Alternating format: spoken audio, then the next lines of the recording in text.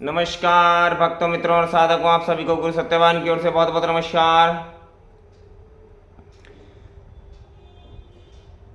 आज हम एक बहुत महत्वपूर्ण विषय की ओर चर्चा करने जा रहे हैं।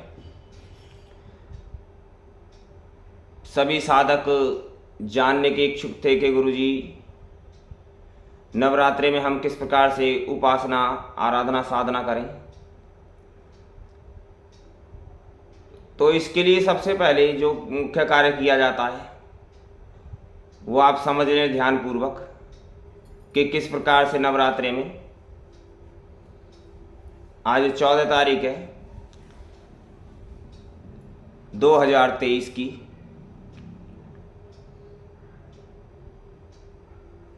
अमावस है। तो कल से ही आप घट स्थापित करके आरंभ सुबह सुबह से आज सामान ला करके रख लें, कलश स्थापना करें। सामान आज ही ले आएँ और कल सुबह सुबह घट स्थापित करके अपनी साधना आरंभ करें। इसके फल को आप विशेष रूप से अपनी आंखों से देख पाएंगे। इसका फल जो भी कुछ होता है वो आपके समक्ष आ जाएगा, किस प्रकार का फल आपको प्राप्त हुआ।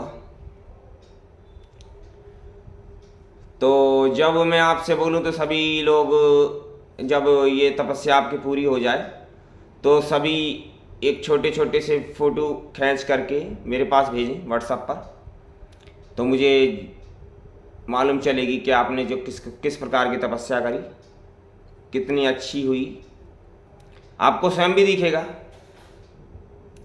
तो सबसे पहले हम जो है घट अर्थात कलश की स्थापना सीखेंगे। कलश किस प्रकार से स्थापित करना है आपको एक छोटा कलश लेके आना है। ज़्यादा बड़ा भी ला सकते हैं, आपके ऊपर है, आपके स्थान के स्पेस के ऊपर है, आप कितना बड़ा कलश स्थापित करते हैं। तो इसमें सबसे पहले क्या करेंगे, थोड़ी सी रेता या मिट्टी साफ जिसके अंदर कंकड़ ना हो, कंकड़ों को बीन ले ताकि भू शुद्धि हो जाए, अर्थात धरती की शुद्धि हो जाए। इसको भू शुद्धि कहा जाता है। जब भी हम मिट्टी लाते हैं तो उसमें कंकड़ वगैरह होते हैं, थोड़े बहुत मिट्टी के डेले होते हैं, उनको बारीक पीस लें मिट्टी के डेलों को और उसमें से कंकड़ निकाल दें तो उसको भू शुद्धि हो जाती है। और रेता को भी छान लें आप लोग, कोई कंकड़ वगैरह ना हो उसके अंदर, उसको भी इस प्रकार से शुद्ध कर दिया जाता है। इसको शास्त्रों के अंदर भू शुद्धि कहा गया है। उसके पश्चात आपको उसको नीचे बिखेर देना है। कोई पात्र भी रख सकते हैं, कोई बर्तन उसके नीचे, जैसे हमारा एक टूटा हुआ वो हो मटका, उसके नीचे के स्थान को क्लीन करके ताकि उसके ऊपर वो रखा जा सके। या फिर नीचे आप कोई पात्र जैसे कोई परात, थाली वगैरह नीचे रख लें और उसके अंदर वो मिट्टी भर दें या रेता भर दें। उसके पश्चात उसके अंदर जवारे डाल दें, जौ डाल दें। कुछ लोग गेहूँ भी डाल सकते हैं, कुछ ऐसा वो नहीं है विधान कि जरूरी है कि जौ ही डाल लें या गेहूँ नहीं डाल सकते, या गेहूँ डाल लें जौ नहीं डाल सकते, ऐसा कुछ नहीं है। बस आपको इस प्रकार से बिखेर देना है और उसके ऊपर कलश स्थापित कर देना है। कलश के अंदर जल भर देना है। जल के साथ साथ आपको कलश के अंदर डालना क्या है, ये विशेष प्रकार की पूजा है और सभी को बता रहा हूं आज। ध्यान पूर्वक सुन ले, समझ ले और आगे भी शेयर कर दें। जिस किसी को इसके विषय में नॉलेज ना हो, नहीं मालूम हो, आप आगे इसको शेयर कर सकते हैं, बता सकते हैं सभी को, ताकि सभी की पूजा माता रानी स्वीकार करे, माँ पार्वती स्वीकार करे और आप सभी को पूर्ण आशीर्वाद और पूर्ण फल प्राप्त हो। इसके लिए हम 5 रत्न लेके आएंगे। इसको पंच रत्न कहते हैं। इसमें छोटे छोटे से रत्न होते हैं, वो आपको पंसारी की दुकान से मिल जाएंगे, या फिर नहीं मिले पंसारी तो आप सुनार की दुकान से ले सकते हैं। कोई ज़्यादा कीमत नहीं होती, ज़्यादा 50 रुपये के या 30 रुपये के या 40 के, या कहीं कहीं पर जो ज़्यादा कीमत भी ले रहा होगा तो बड़े रत्न होंगे तो आपको थोड़े 80 रुपये या 100 रुपये भी ले सकता है। 5 रत्न होंगे, उसके अंदर वो सब कलश में डाल देने। फिर एक अष्टगंध की शीशी लेनी है, अष्टगंध की शीशी, अब वो भी आपको पंसारी के पास से मिल जाएगी। उसको भी खोल करके ढक्कन उसके अंदर डाल देना है और जल से उसको भर देना है, कवर कर देना है।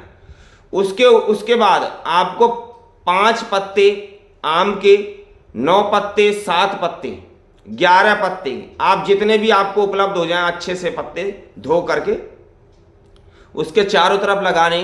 उसके बीच में नारियल चुन्नी से लपेट करके नारियल रख देना, या कलावे से लपेट करके उसके ऊपर नारियल रख देना। और उसके ऊपर फूल की माला चढ़ा देनी है। फूल की माला चढ़ा देनी है, थोड़े से उसके ऊपर चावल डाल देनी और फूलों से उसको अच्छे से सजा देना है। अब जब आप उसका पूजन कर रहे होंगे कलश का, उस समय पर बोलेंगे ओम कलश देवताय भ्यो नमः। ये इसका मूल मंत्र है कलश देवता का। ओम कलश देवताय भ्यो नमः, इस प्रकार से मंत्र बोल करके उसके ऊपर पुष्प चढ़ा दें, अक्षत अर्थात चावल चढ़ा दें। अभी आपका कलश स्थापित हो गया। अब आप जो भी आप माता को अलग से वैसे रखना चाहें, तस्वीर, मूर्ति जो भी आपके पास उपलब्ध है, बस उसके सामने एक चावल की ढेरी बनाएं, उसके ऊपर दिया रख दें और इस प्रकार से आप आप अपना पूजन आरंभ कर दें। अब बोलेंगे पूजन में क्या करना है गुरुजी? ये भी बड़ी विचित्र समस्या कि हम कौन सा मंत्र का जाप करें, क्या करें? देखो, जिसको जो गुरु से दीक्षित है और उनको जो गुरु के द्वारा मंत्र प्राप्त है, विद्या प्राप्त है, आपको जो विद्याएं आगे बढ़ चुके हैं और जिनके पास सिर्फ गुरु मंत्र ही है, तो वो अपने गुरु मंत्र का ही जाप करें। उसी से ही आपको वही फल की प्राप्ति होगी जो आप दुर्गा सप्तशती के पाठ से करेंगे या किसी अन्य मंत्र के पाठ से करेंगे। ऐसा कुछ भी टेंशन ना ले, कोई ऐसा सोचे नहीं कि गुरुजी मेरे पास तो गुरु मंत्र ही है, मैं तो क्या करूं, मेरे को कैसे होगा। उसी के अंदर संपूर्ण है। कर्ता करे ना कर सके, गुरु करे सो होय। अर्थात जो मूल मंत्र है, गुरु मंत्र है आपके पास, उसी से आप जाप आरंभ कर दें। वो आपकी इच्छा के ऊपर निर्भर करता है। आप 1 माला करें, 108 माला करें, 3 टाइम करें, 2 टाइम करें, 1 टाइम करें, आप अपने समय के अनुसार सुविधा देख करके करें। बस इसी प्रकार से कर दें। जिसको अगली विद्या मिली हुई है अगली विद्या से करता रहे। गुरु मंत्र, मूल मंत्र तो 1 माला अवश्य करें। उसके बाद जो भी आपको आगे तक की विद्या मिली हुई है उसके अनुसार आप करें। आपको आगे की विद्या आपकी काबिलियत के हिसाब से मिली हुई है कि हमने गुरुजी ये कर लिया, अब हमें और दे दिए दूसरा, तो आपको वही प्राप्ति होगी। मूल मंत्र से भी, गुरु मंत्र से भी वही फल की प्राप्ति होगी और अन्य विद्याओं से भी वही फल की प्राप्ति होगी। ऐसा ना सोचे कि हमें आगे की विद्या मिलेगी तो हमें ज़्यादा ऐसा फल प्राप्त होगा, ऐसा कुछ नहीं है। सबको वही फल प्राप्त होगा, क्योंकि भगवान के लिए सभी भक्त एक समान होते हैं, कोई विशेष नहीं हुआ करता। जिस प्रकार से एक बाप की संतान होती है, बाप अपने सभी संतान से प्रेम करता है, उसी प्रकार से परमात्मा हमसे उसी प्रकार से प्रेम करते हैं जिस प्रकार से सभी से प्रेम करते हैं। जिस प्रकार से सूर्य की रोशनी सभी के ऊपर समान पड़ती है, चाहे वह विष्ठा है, चाहे वह अमृत है, चाहे कोई शूद्र है, चाहे कोई ब्राह्मण है, चाहे कोई क्षत्रिय है, चाहे कोई मुसलमान है, चाहे कोई सिख है, चाहे कोई ईसाई है, पृथ्वी पर जितने भी हैं सबके ऊपर एक ही समान धूप पड़ती है। इसी बात को समझ जाएं, यही मुख्य बात है। इसी प्रकार से आपको करना है। मैंने ये वीडियो आज आपको इसलिए बना दी ताकि आपको किसी भी प्रकार की असुविधा ना हो। आज ही आप सामान इकट्ठा कर लें और कल से घट स्थापित करके अपनी तपस्या पर आरंभ फोकस करें, बैठ जाएं। 1 समय पर भी कर सकते हैं, 2 समय पर भी कर सकते हैं, 3 समय पर भी कर सकते हैं। नमः शिवाय। शिव गुरु की सदा ही जय हो, सदा ही जय हो, सदा ही जय हो।